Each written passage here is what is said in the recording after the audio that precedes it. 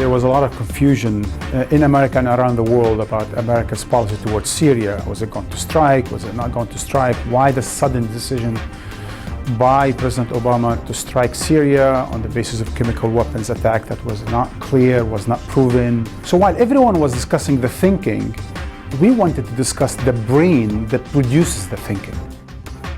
As they define themselves, we have a military historian from Boston, an intellectual and philosopher from New York, and a strategist from Washington. These were unique in the way they came together from three different angles, a lot of times in disagreement, but not as pundits. We brought our testimonies from the Middle East, from where people are at the receiving end of power, in order to probe and to ask the big questions to both American officials, such as Steve Hadley, the former National Security Advisor, as well as the intellectuals, historians, and so on and so forth. We've also had two very strong women who are pretty much from a legal and from an intellectual perspective could tackle questions of force, power, and so on and so forth.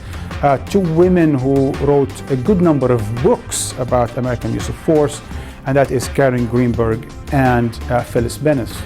What we've done on this show is ask the bigger question, the macro questions about the nature of power.